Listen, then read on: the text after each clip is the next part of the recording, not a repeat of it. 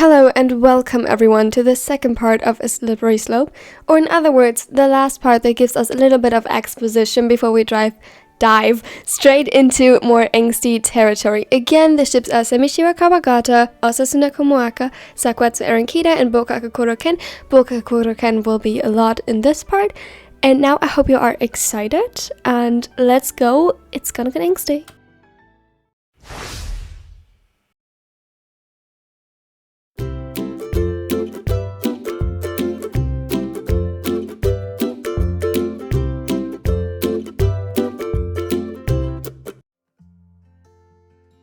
Keiji?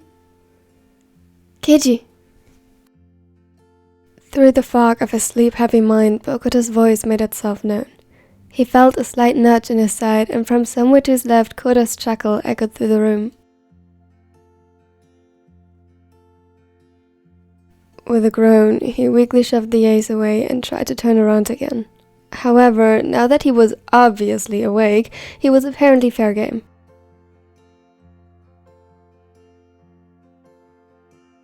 Before he could so much as blink, two strong arms wrapped themselves around him, and he could hear Bokuta's laugh right next to his ear as he pulled him into the embrace.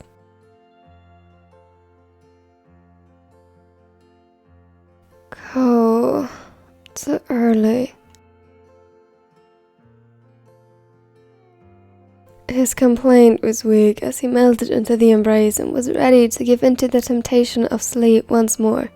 His eyelids grew heavy again when suddenly his face was peppered with feather-like kisses. Laughter bubbled up in his chest as he moved to his neck.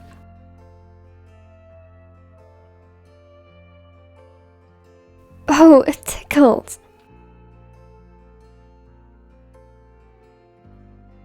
He tried wiggling himself out of his grip, but his mind was too tired for clever tricks and his movements were sluggish.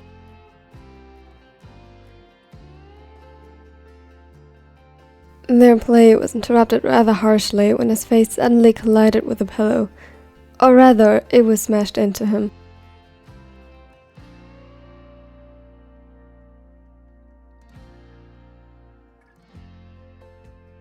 Shut up.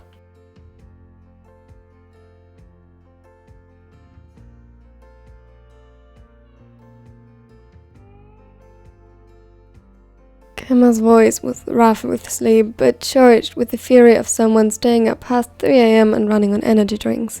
For a moment, Bokuta and Akashi faltered, looked at each other, and then burst out laughing.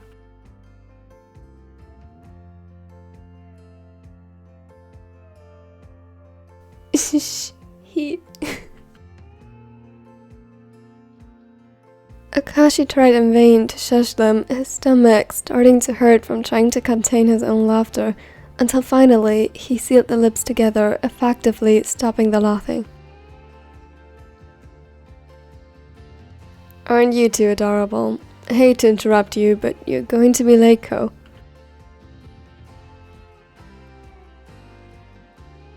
Fine. The ace loosened his embrace with a sigh and reluctantly moved to get up before leaning down one more time and pressing a quick kiss to the crown of the raven hair.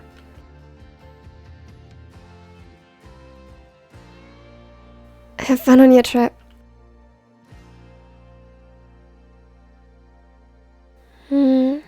Thanks. Good luck at work.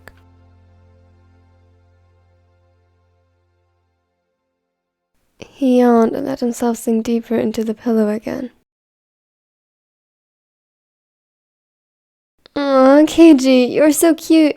Shut up! Kuro could barely contain his laughter as he tugged at Bokuta's sleeve to get him out of reach of Kemma's wrath.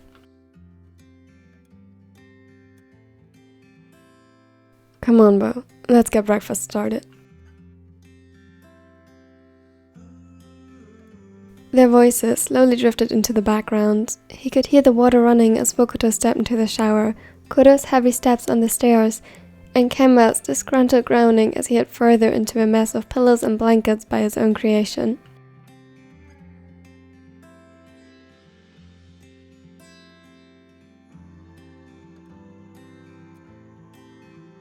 For a moment, he remained like that, drifting between consciousness and sleep.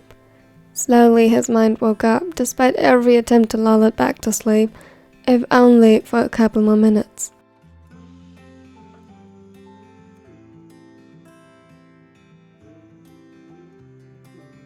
The warmth wasn't as tempting anymore, and with a sigh, he had to admit defeat.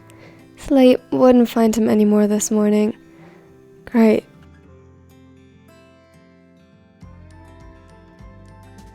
Well, more time to prepare. His eyes wandered over to the clock. 7 a.m. Well, damn. That was a lot of time.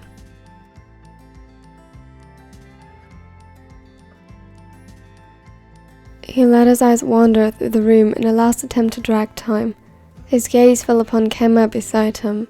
His golden and brown hair spread over the sheets. A print with silly cartoon cats Kuro bought without asking any of them, obviously. Bokuto loved it, and Akashi had the secret suspicion that Kemma did too.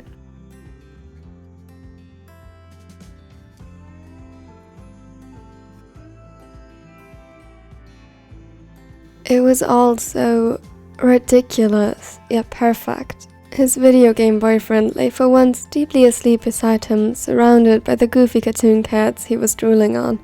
It was terribly endearing.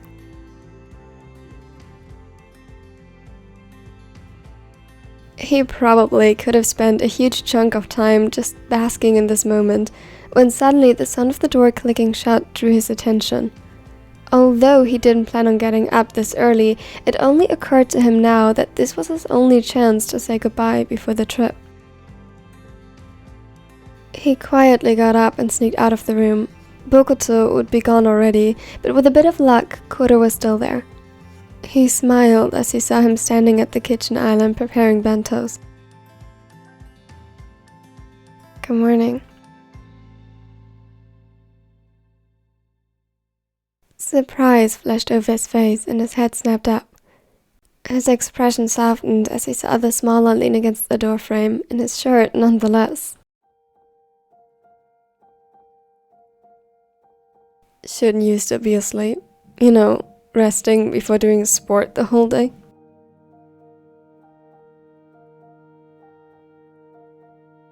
I will let you know that hiking can be very physically demanding. Besides, not everyone can be a pro athlete like Ko and Kemma.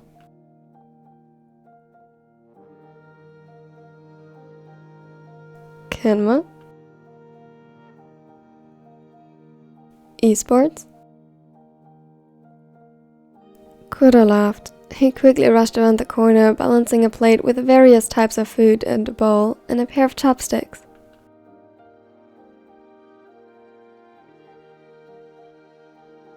Here, sit down and eat something. I already ate breakfast with Kautaro.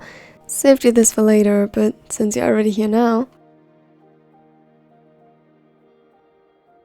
Warmth spread within his chest, and instead of sitting down at his typical place that Kuro was just setting beautifully, he circled his arms around the tallest waist.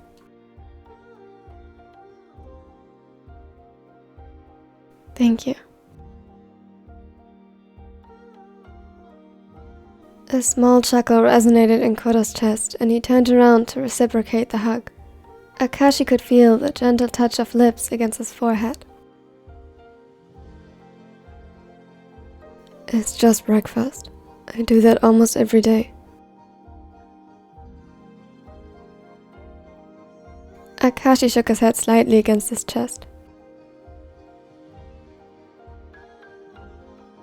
For making me feel loved and cared for. That's my job. They kissed, and Akashi got seated at the table, noticing with slight amusement that Kuro had drawn a cat face on his toast, as he always did when he had the time. Can you still join me for a bit, or... Sure, I'm not in a hurry today. I'll just get the stuff for the bentos over here and finish them while you eat. A soft smile spread on Akashi's face, and he nodded. Content silence spread in the room as they both focused on their respective tasks. It was the comfortable, slow-paced kind of silence Akashi preferred in the morning, and which was hard to come by with Bokuto as a boyfriend, but he couldn't complain.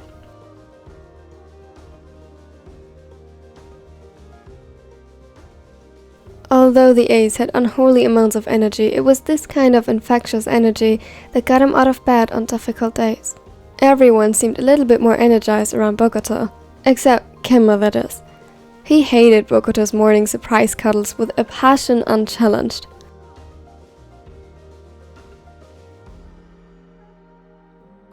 So, what got you out of bed this early? Aside from Kaoto, that is.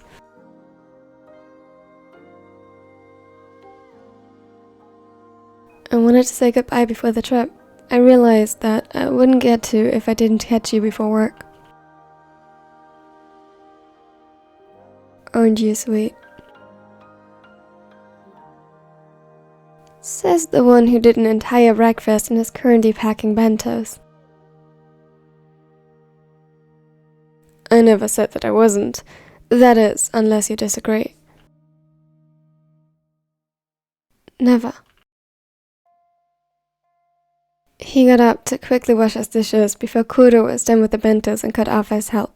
It was a reoccurring theme that the former captain could be a little too selfless when it came to his loved ones.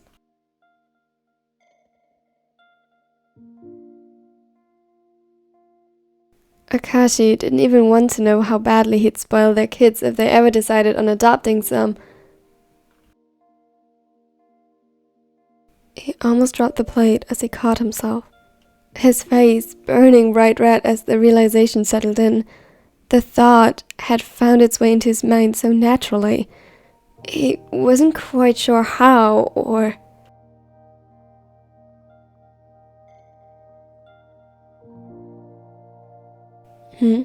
Kiichi, is everything alright? What? Yeah, I just got distracted for a second, but it's nothing, I promise. His smile must have still seemed a bit wary because Kuro didn't look fully convinced. You sure? No bad thoughts? No, not bad at all.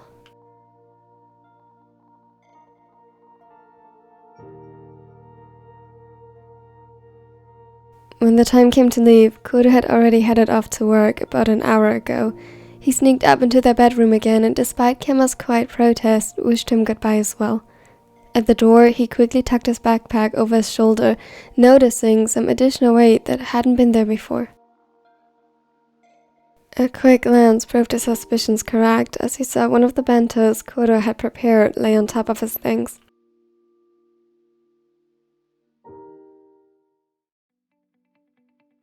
Everyone ready? Kita met him halfway and nodded, offering to take his backpack to put it in the trunk. As he handed it over, Akashi's gaze wandered to the others, waiting for him inside.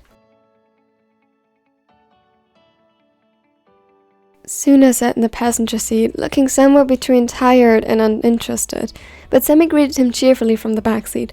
It wasn't hard to see why his fans liked him so much. He was... likable, less hot-headed than in high school, but still very charming. Noticeable in a way Akashi couldn't quite grasp. They were an odd combination. Akashi had little that tied him to any of them, except that their boyfriends knew each other. Bokuto and Atsumu played on the same team, and they kept in contact with Hayato, who also played professionally.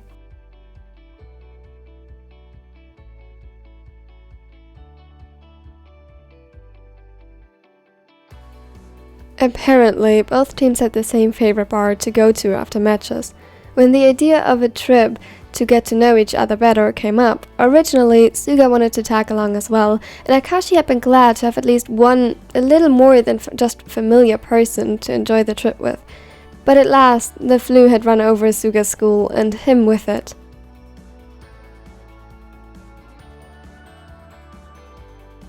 Nonetheless, he was excited.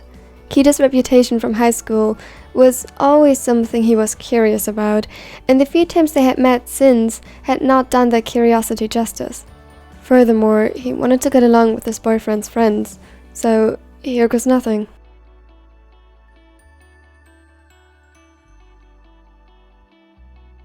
He knew Akashi wasn't the best at keeping and maintaining friendships, as much as that surprised some.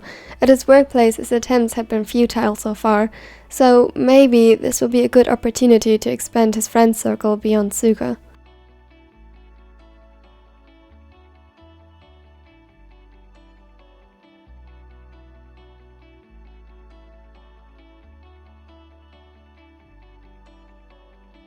Here we go! I know it was a rather long prologue, but I promise with the next part the angst is starting, and from there on, I don't know why, I just have wrote so much, it was not my fault, the story wrote itself, the characters did what they did, not my fault. I hope you liked it. If you did, consider leaving a like and consider subscribing so you won't miss out on the angsty parts, which I try to upload them as frequently and as soon as possible. And yeah, special thanks to my nerdy neckos, you keep this channel going and you help support it so much. Thank you! Check out my other social media, and if you want to see me reacting to other anime, currently My Hero Academia, check out my second channel in the end card. And now I hope you have a wonderful and amazing day. Step 1, wake up early, gonna rise with the sun. Step 2, get some good, some food in you. Step 3, think real hard about what you wanna be. Step 4, fuck everybody, just do your thing. Wake up, today's gonna be a good day. Wake up, today's gonna be a good day. Wake up, today's gonna be a good